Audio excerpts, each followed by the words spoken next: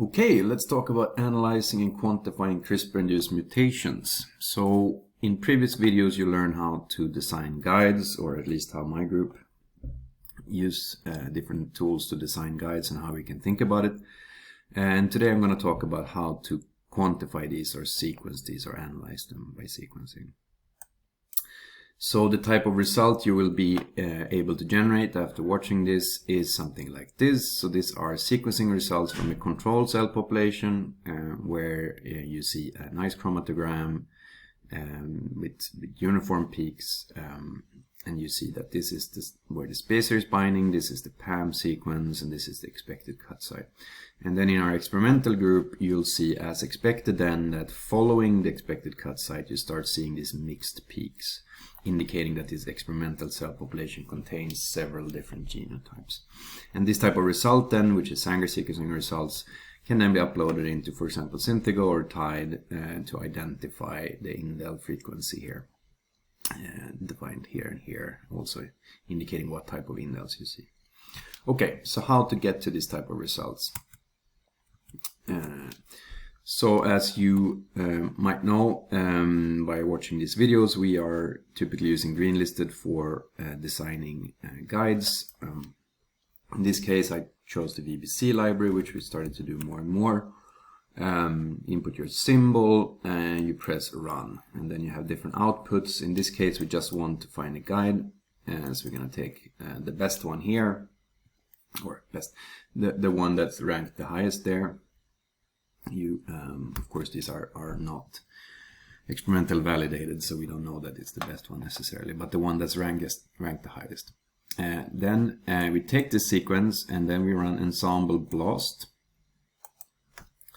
Put it in there, make sure that you have the right species. This is a mouse experiment. Press run, and we do this both to sort of just get some sort of idea about where the spacer is binding, but specifically we use it in these type of contexts when we want to design primers, because you can get really nice, it's a bit of a trick that you can get some really nice sequences from this, doing like this in a very convenient way, I would say. So here we got our hits, we got the target gene top, all the 20 nucleotides bounded as expected. We do see some potential off targets, which is expected, but if you look at them, first of all you will see that there are no, first of all you saw that they didn't bind the whole sequence, which might or might not be important, but importantly there's no PAM sequencing flanking it, and it doesn't bind any exon either. While if we go to the sequence of our gene of interest, you'll see that it binds to an exon as indicated by the color, and you see a PAM, right? So this here we will have a mutation that can affect the gene. I think it's a good idea to go ahead to configure, and we usually use ask it to show 500 nucleotides flanking, which means that in the sequence that we're gonna see here now is gonna have the spacer in the middle and then 500 nucleotides before and 500 nucleotides after. So if we just copy this, we now have a very nice sequence to use for designing PCR primers. You can get it in other ways, but we usually use the blast approach here in Ensemble because it very rapidly gives you these sort of sequences in a good way. So what do we need to think about when we design this primer? Well, Synthego is saying that it should be 400 to 800 base pair PCR amplicon with 150 base pair up and downstream from the target side. Tide is saying 700 base pair with roughly 200 base pair up and downstream.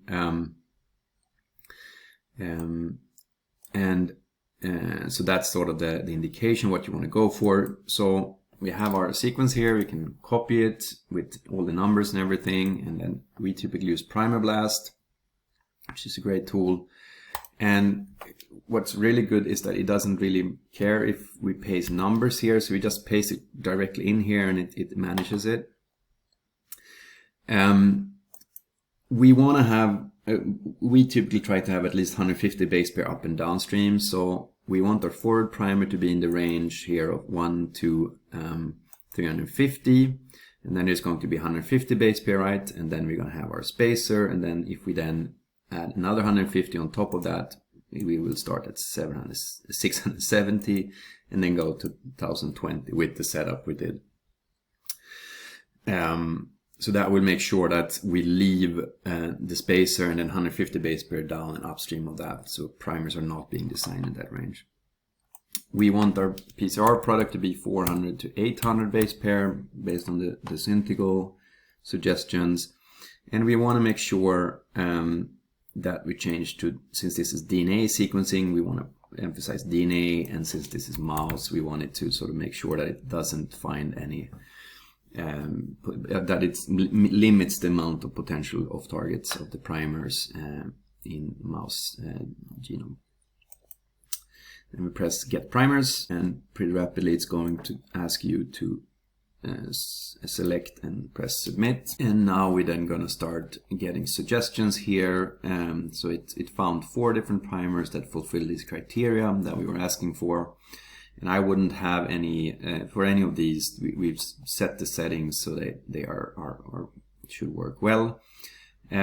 So I wouldn't think that one of these are better than the others necessarily, but I would suggest to order 2 primer pairs because it's so cheap with primers, and we know that they not always work perfectly. So then if you anyway are going to order primers, why not order 2 of them? Good. And then make sure to sort of save this type of information so you have it for later.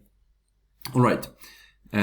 So now we then have our primers, and we have our guide RNA, and we target the cells with our guide RNA. We prepare genomic DNA. We use this primer to PCR amplify the region, and then we send them for Sanger sequencing in this case. And what we get back are then sequencing results. And how to analyze that then? Well, we can use the Syntigo tool, for example, where we would then need to copy our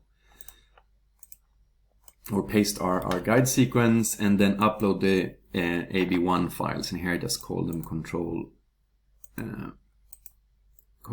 and experiment for obvious reason. Add sample to analyze. We use SPCas9 here, right? But if you use something else, you can, oh yeah, maybe not. But that's what we used here, and then you press analyze. And then we can get this type of results then, where we can look at the different indel contributions based on sequence deconvolution. We can also go in and look at the traces, similar to what I showed you before, sort of the wild type sequence in our control sample. This is the guide, that's the spacer, the expected cut site, and then sort of how it looks. If you want to use TIDE for analysis, you add the sequence of your guide, upload the AB1 files, control and experimental file, and press run there, and then you get out these results. And you can see they're very similar in their results, 71.5%, indel 71%. So it's very similar. Good. So that's how we would do to analyze, design primers to analyze and characterize and quantify indels in a CRISPR experiment. One minor comment is, of course, that if you want to use next generation sequencing, you don't want to use this long. You want different primers, of course. So you just change the settings for your primers. So with that, I thank you for listening.